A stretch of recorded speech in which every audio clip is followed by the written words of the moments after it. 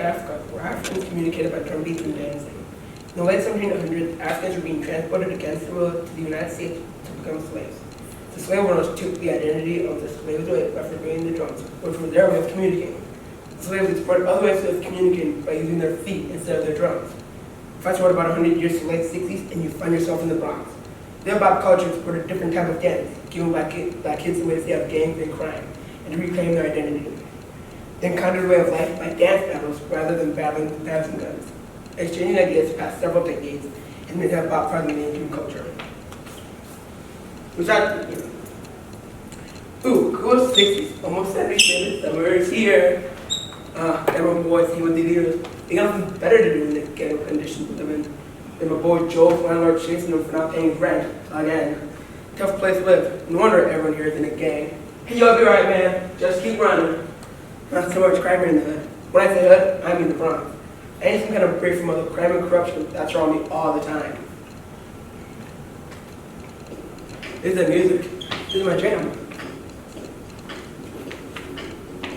I let it hip hop, hit it, hip hop, and you don't stop. You rock it to the band, man. Let's jump the book, your rhythm of the boogie the beat.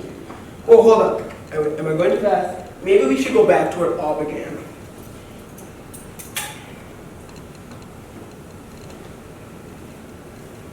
Turns out much of the slave dance have become the main foundation for hip-hop dance moves. African warriors dance to show skill and strength. They also dance to strengthen the bonds between the members of the tribe. Dr. Rice, a widely published author in African American Studies and a professor at the University of Central and Preston states, modern urban street dance forms, such as breakdancing with vibrant, grounded, crisp-edged energy, and other street dance forms have a close relationship to original African dance techniques. There are other reasons for dancing, which are set up by special occasions such as birth or marriages. Many African slaves, once brought to North America, had to adapt to a new way of dancing as their owners prohibited them from lifting their feet. So they had to shuffle their feet and move their hips and bodies to the beat. Albert Murakuko states, African dance is about people and their culture. Therefore, it has to be preserved in the same fashion as the people are dancing, as it is the first conveyance of that culture.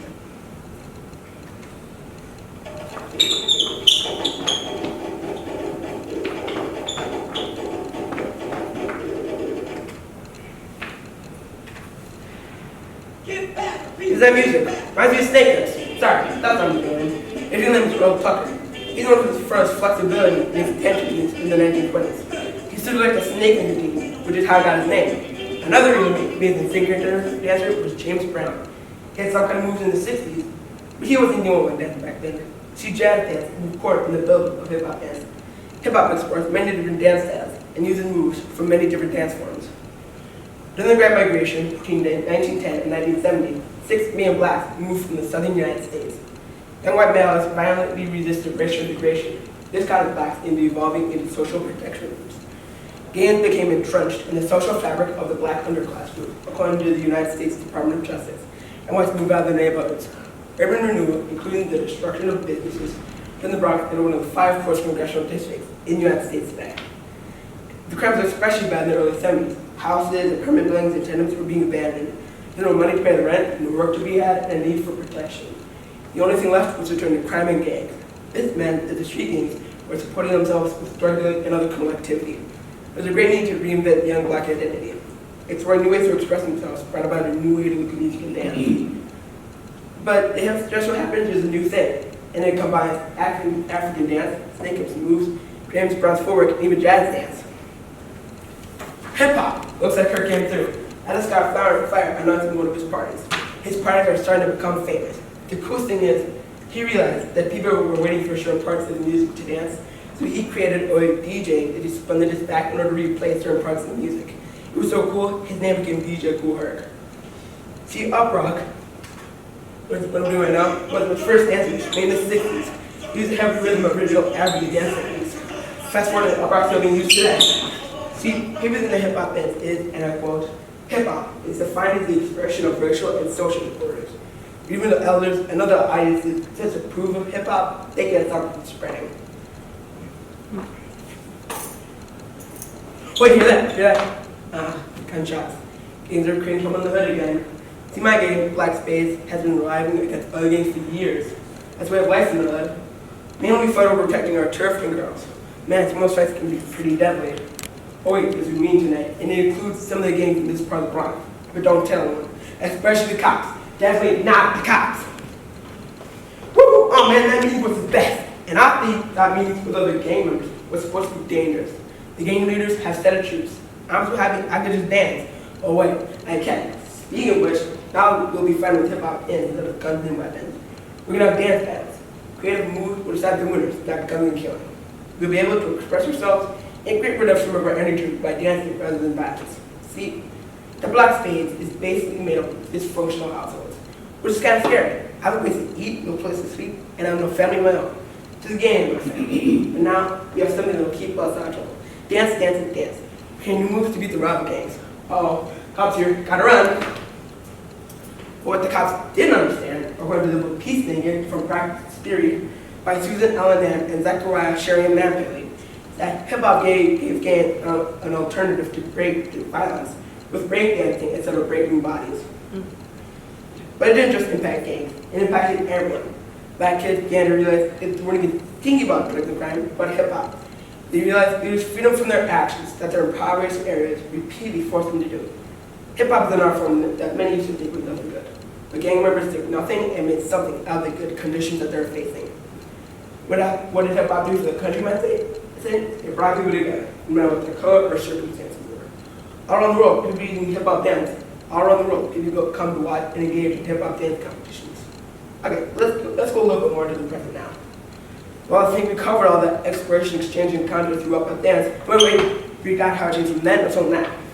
Wait, hip-hop's ranked #1 on scale of dances that kids can shake. Heck, even some of the most traditional things, the Nutcracker Ballet, one of the many traditions of Christmas, have recognized the importance of hip-hop dance. And all over the world this year was the hip-hop Nutcracker. It was really sweet. Ballet moves ran into hip-hop dance moves.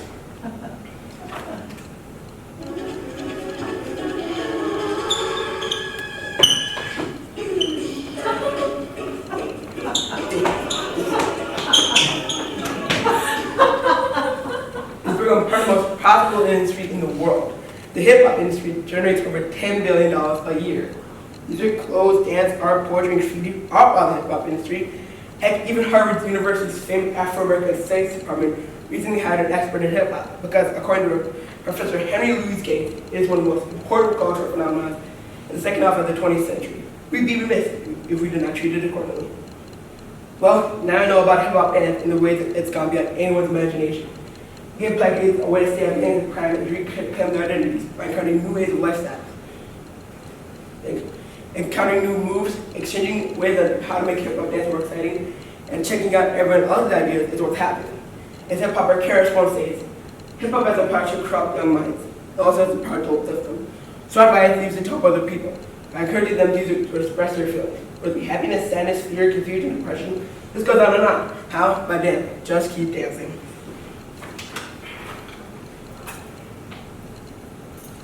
Just keep dancing, y'all.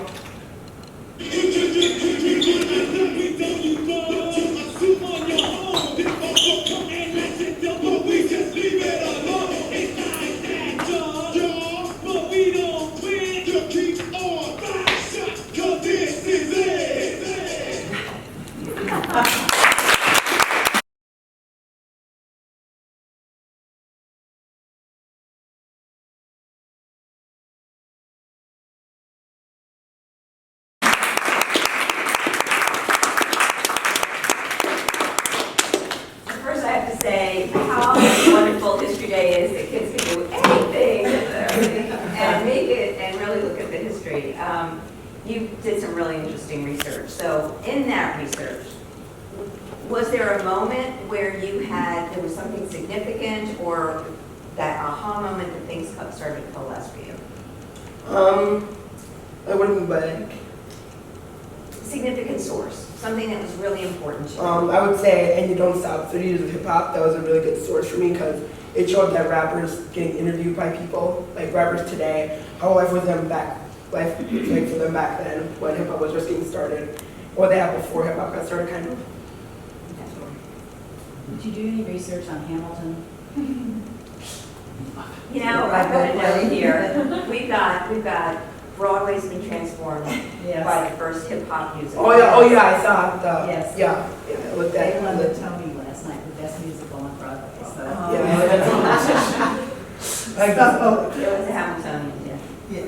That's interesting. The ballet, you brought in the ballet. You know, so there's the fact that hip hop is now infused into all aspects of it. And not to come to the key here, but what's really fascinating about Hamilton on Broadway is that people from all spectrums of the world, as in political, ethnic, color, race, whatever, everybody has embraced it and loved it. So, I mean, that's moving the bar way forward. I'm sorry, go ahead. Oh, well, I was just saying that, you know, another example of how art brings everybody together. I noticed that you did a good job of making sure that you were balanced research about both positive and negative ways people have viewed this. And so, I don't know what my question was. Were there any specific sources that made the conclusion that hip hop is a negative influence? So like there's one source that I found the positive and like how hip hop can be a culture and a punishment to people kind of. It kind of said like how hip hop can be used as like how can you have like a negative side for the people who watch it or listen to it or whatever. I have a question, a general question. In my part of the world, there are whole dance teams, women Right. and women. Is that part of the hip hop movement? Yeah, I would say like, you know, I would say that would be part of it. Yeah, they're huge. I do historical dance, so like Jane Austen kind of stuff. And a big part of that culture is that back then, that was the way that young people interacted. That was it. That was your social. Okay, I can touch something. Yeah. But in the last century, that kind of died out. The idea of dance being, you know, the social, the way to socialize. Do you think that hip hop has brought that back? I would say maybe kind of because like people might use it to like they might have like a place where they go they dance and then people be like, oh, I'm something like that. Give us an idea. Obviously, hip hop in your life came first. That's your passion, love. How did you connect it to the theme? Because you do connect it really beautifully to the theme, but when did that moment where like, okay, this would work? Like I think it started when like I heard the theme for this year, History Day thing kind of thing. Like so like the black kids were being impoverished. They're looking like the streets and all that. They looked for other ways, so they're exploring different ways. They thought gangs and crime were the only options. And then they encountered hip hop because they listened to like the music. They started getting into it and it evolved from them.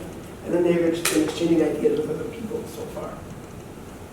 Did you find that that there's different styles of hip hop in different parts of the world? I mean, you zeroed in on the Bronx where it took off, but I'm going to assume that you're not from the Bronx. Assumption. So, is hip hop different? Are there different styles in different parts of the country? Yeah, like there might be like people in like DC right now like doing a different type of dance that people in the Bronx might have not even thought of doing. So people from the Bronx, if like they go over to DC for a trip, they might see people doing like their own kind of DC hip hop dance, be like, oh, I'm gonna try this out, and they go back and do Big it. exchange. One last question. I noticed you have a lot of other people's input on your performance, which is really great that you got so much. How did you pull that off, having so many people like get so invested in your work? I just like, I don't know. You just asked? Yeah, I kind of looked up on the online kind of thing. That is super impressive to me. But thank you. This is really fun.